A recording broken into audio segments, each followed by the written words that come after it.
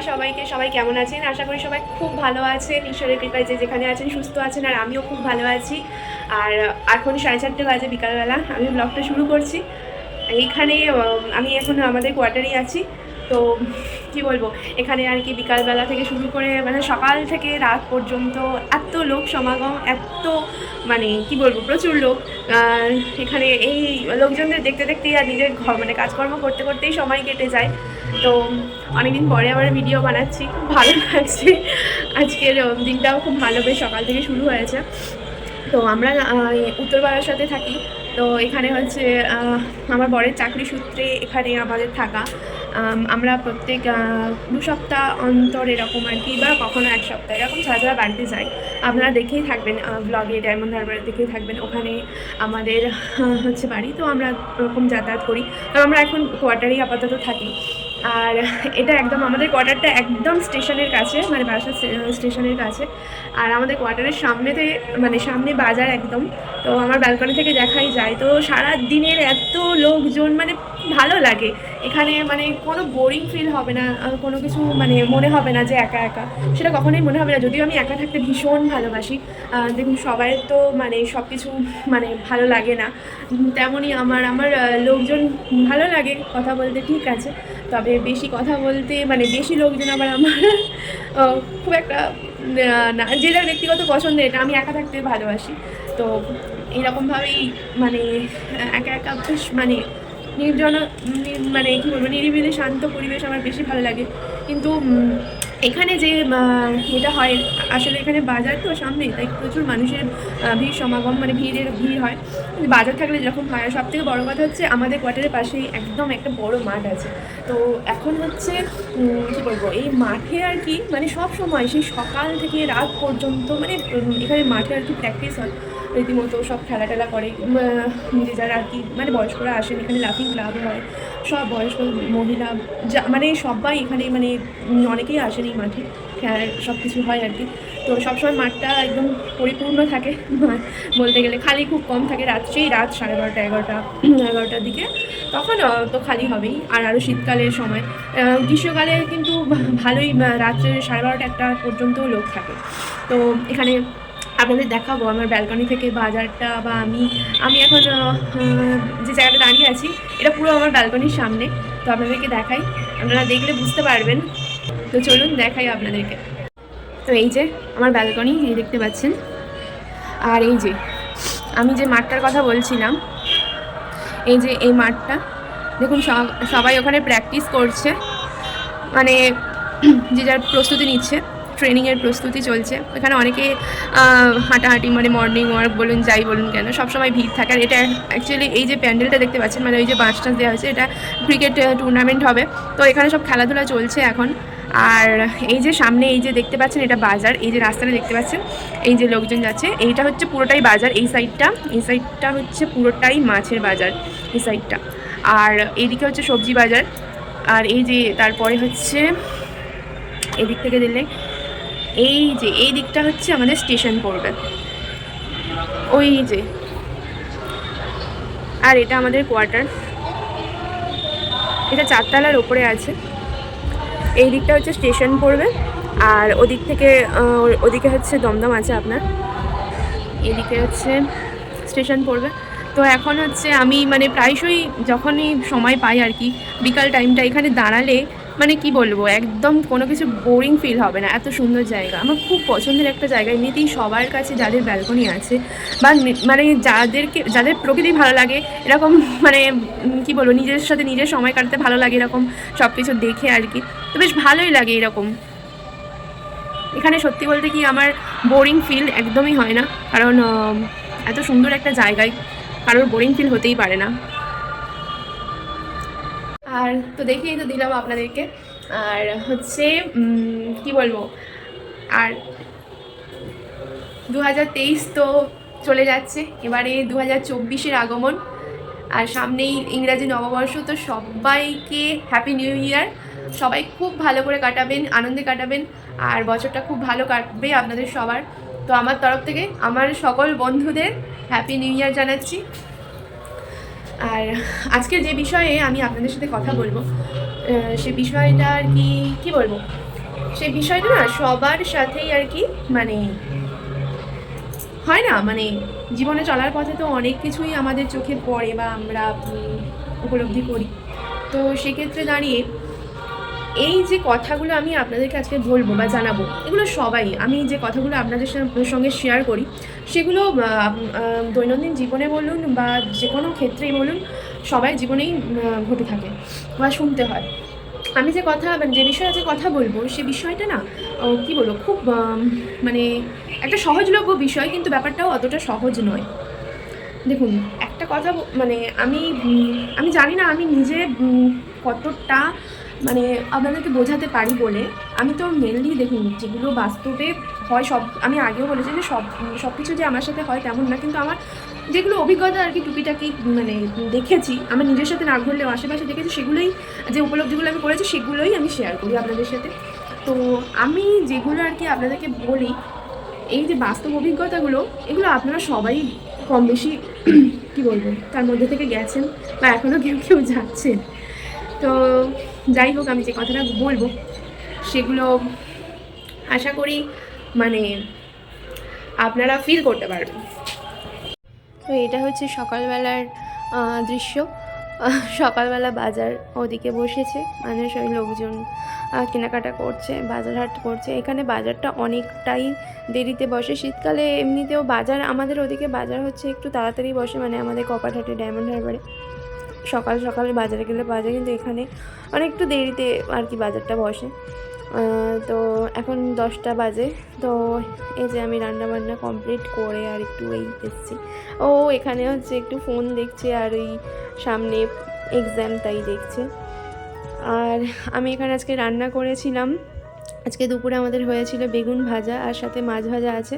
তো মাছ ভাজাটাও খেতে খুব ভালোবাসে, তাই ওর জন্য মাছ ভেজেছিলাম একটা। আর এদিকে আছে পার্শে মাছের ঝাল। তো এটা হচ্ছে ধনে পাতার পেঁয়াজ আদা রসুন যেরকমভাবে করে টমেটো দিয়ে সেরকমভাবে একটু মাখামাখি করেছি, খেতে খুব সুন্দর হয়েছিল। আর এদিকে আছে, এটা হচ্ছে চিংড়ি আছে। তো এই চিংড়ির ঝালটা হচ্ছে গতকালের মানে রাত্রিবেলার, তো সেটা হচ্ছে সকালে ফুটিয়েছি। আর এই ডালটাও রাত্রিবেলার। তো একটু বেশি ছিল, শীতকালে যা হয় আর কি, বেশি থাকলে একটু গরম করে ফুটিয়ে নিয়েছি। ওই জন্য আজকে অল্প করেই মানে শুধু মাছের ঝালটা করেছি আর ভাত করেছি। আর এই দুটো হচ্ছে গতকাল রাতে ছিল, তো একটু ফুটিয়ে নিয়েছি। আর এই হচ্ছে আজকে আমাদের মেনু। আর হ্যাঁ, বেগুনটা ভেজেছি। বেগুন সূর্য অস্ত যাওয়ার পরে এই যে আমার ব্যালকনি থেকে দৃশ্য দেখতেই পাচ্ছেন, কত সুন্দর মনোরম একটা দৃশ্য। আর মানে আলোর সজ্জায় চারিদিকে সেজে উঠেছে। সবসময় এরকমই আলোকসজ্জায় সজ্জিত থাকে সব কিছু। আর এই যে চন্দ্রমামা, চাঁদ মামা উঠেছেন ওদিকে। সন্ধ্যাবেলা এই দৃশ্যটা আরও মনোমুগ্ধকর হয়ে ওঠে আমার কাছে, খুব ভালো লাগে। আর সকাল থেকে সন্ধ্যে মানে রাত কীভাবে যে কেটে যায় বোঝাই যায় না, খুব ভালো লাগে। হ্যাঁ, তো যে কথাটা আপনাদের সাথে বলবো, হাসতে হাসতে অপমান বুঝতে পারছেন তো, মানে এমন কিছু কিছু মানুষ আছেন যারা হাসতে হাসতে অপমান করে দেবে, মানে যে কোনো সময় যে কোনো মুহূর্তে যে কোনো জায়গায় তারা হাসতে হাসতে আপনাকে অপমান করে দেবে। আপনি তাদের তাদের সাথে কথা বলুন না বলুন, মানে মুখ চেনা থাকলেই আপনাকে অপমান করে দেবে। আর একটু যদি আপনি তাদের থেকে একটু লাইফস্টাইলটা যদি আপনাদের একটু আলাদা হয়, বা আপনারা হয়তো তাদের থেকে একটু ভালো আছেন বা ভালো থাকার, দেখুন সবাই যে যা নিজের মতো করে ভালো থাকে, শুধু যে টাকা থাকলে ভালো থাকা যায় তা তো না।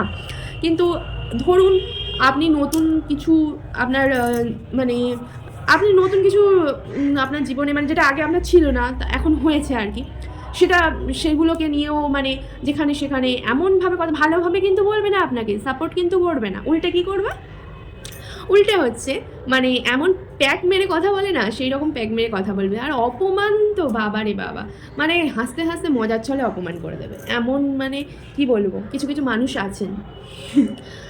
আর সত্যি কথা বলতে কি, অপমান জিনিসটা না গায়ে মাখতে নেই, সেটা সবাই বলে যে অপমান জিনিসটা গায়ে মাখতে নেই।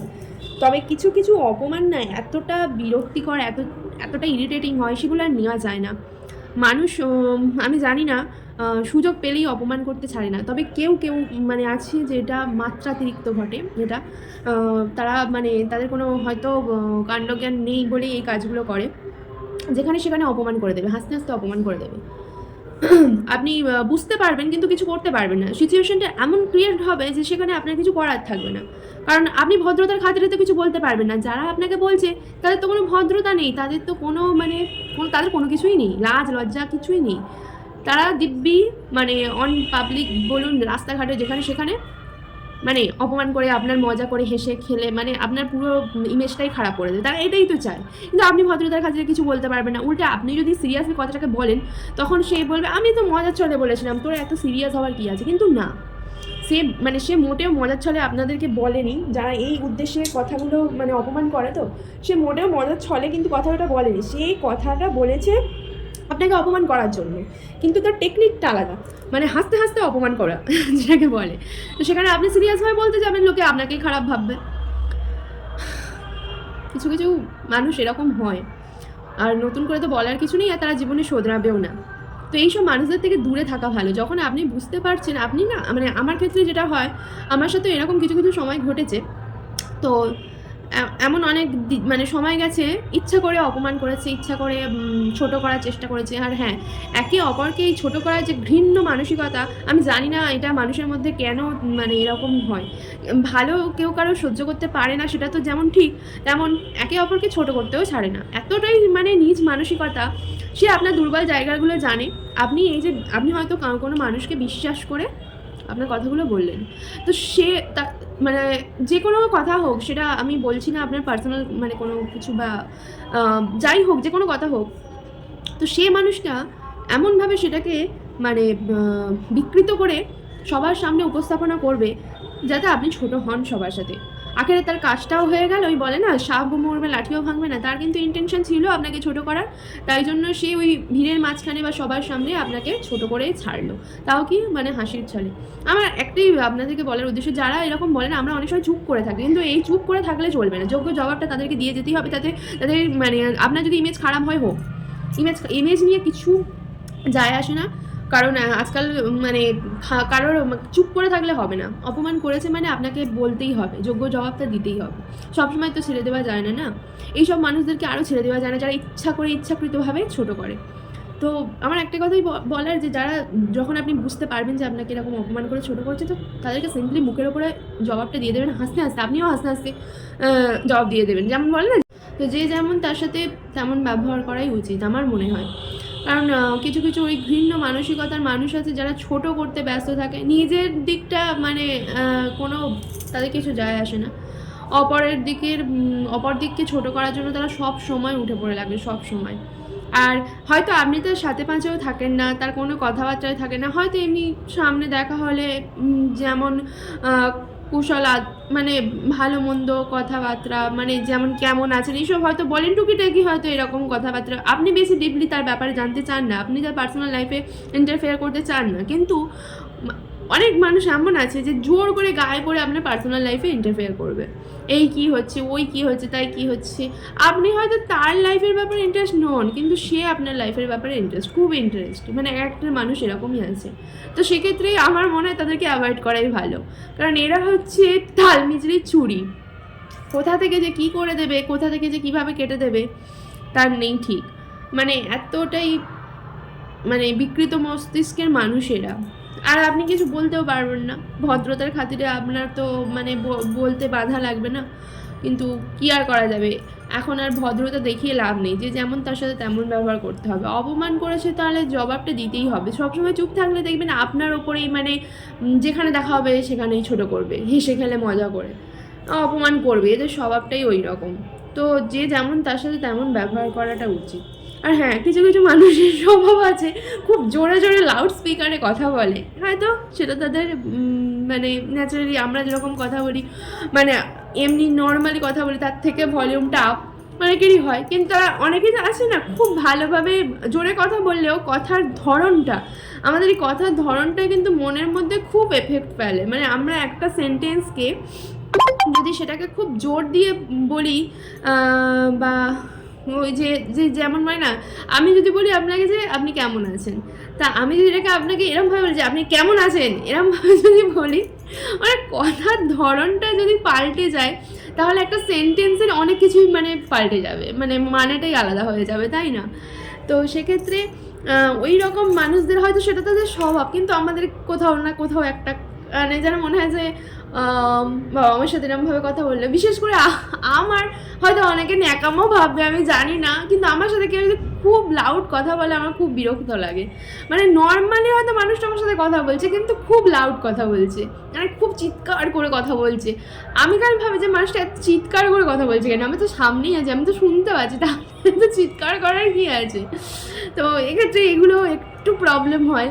অনেকে ন্যাকামি ভাবতে পারে যে আহারে এইসব একেবারে কত ঢং, একেবারে না মানে ঢং টং না, আমার খারাপ লাগে, সিরিয়াসলি বলছে আমার খুব খারাপ লাগে কেউ যদি আমার সাথে খুব চিৎকার করে কথা বলে। এমনি নর্মালি কথা বলে হাসি ঠাট্টা করে ঠিক আছে, কিন্তু খুব চিৎকার করে লাউডলি কথা বলে আমার ভীষণ বিরক্ত লাগে, ভালো লাগে না। দেখুন প্রত্যেকের তো নিজস্ব একটা পছন্দ অপছন্দ আছে, তার মধ্যে আমার এটা মানে বিশেষ করে যে আমার সাথে কেউ যদি মানে বিনা কারণে যদি কেউ খুব চিৎকার করে কথা বলে আমার খুব রাগ ধরে। আর কেউ যদি ঝগড়ার সময়ও চেঁচামেচি করে বা টোনটা পুরো চেঞ্জ হয়ে যায় খুব মানে রাগ ধরে আর কি। যাই হোক, এটাই বলার যে অপমান তো করবে, সবসময় যে অপমান যে করবে তাকে যে ছেড়ে দেওয়া হবে সেটা কিন্তু না। তো যারা এরকম মানুষকে ছোট করার জন্য ব্যস্ত থাকে তারা তো সময়ের হিসাবে তারা ছোট হবেই, মানে একটা না একটা সময়, একটা কথা বলে যে সময় সব কিছু ঠিক করে দেয়, নিশ্চয়ই সময় সব কিছু ঠিক করে দেবে, কিন্তু তার আগে আপনাকে ঠিক করতে হবে। কারণ আপনি যদি সেই মানুষের অপমান মুখ বুঝে সহ্য করে যান না, ওই যে বিকৃত মস্তিষ্কের মানুষগুলো কারণে অকারণে আপনার পার্সোনাল লাইফে ইন্টারফেয়ার করে, তারপরে সবসময় আপনাকে ছোট করে অপমান করে যেখানে সেখানে, মানে আপনার দুর্বল জায়গাগুলোকে নিয়ে ছিনিমিনি খেলা করে আর কি, কাটাছেঁড়া করে। দুর্বল জায়গা বলতে আমি এইসব মানে প্রেম ভালোবাসার কথা বলছি না, এইসব না।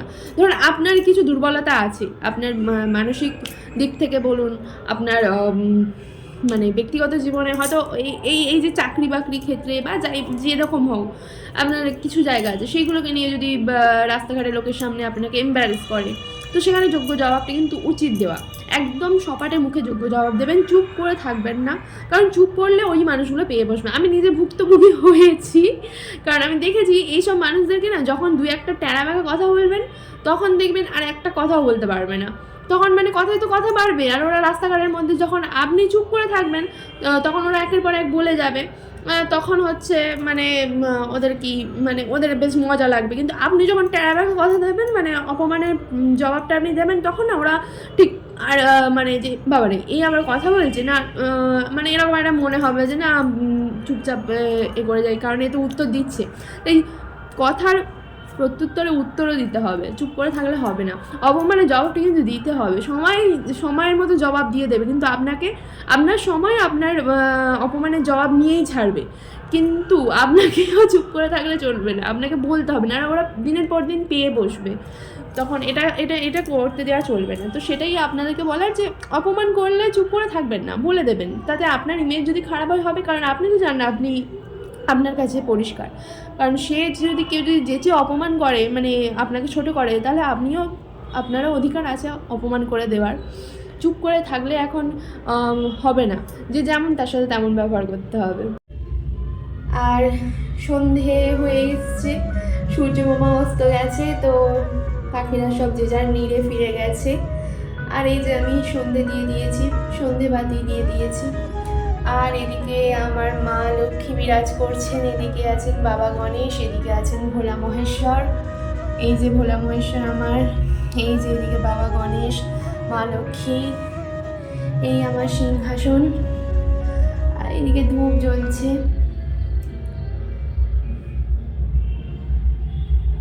এই যে প্রদীপের আলোয় দেখতে পাচ্ছেন, বুঝতে পারছেন কিনা জানি না, এই যে মা লক্ষ্মী গণেশ। আচ্ছা আপনাদেরকে একটু আলো জ্বেলে দেখাই। আমার মা লক্ষ্মী, এই আমার বাবা গণেশ, আর এই বাবা ভোলা মহেশ্বর, এই আমার সিংহাসন।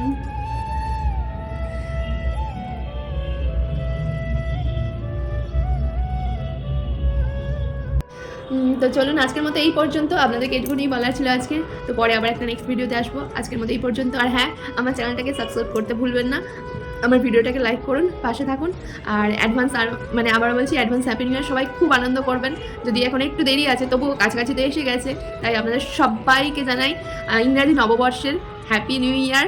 সবার খুব ভালো কাটুক, খুব আনন্দে কাটুক, সবাই খুব সুস্থ থাকুন, ভালো থাকুন, আনন্দে থাকুন। আর আমার ভিডিও দেখতে থাকুন, চ্যানেলটা সাবস্ক্রাইব করে পাশে থাকুন। টাটা।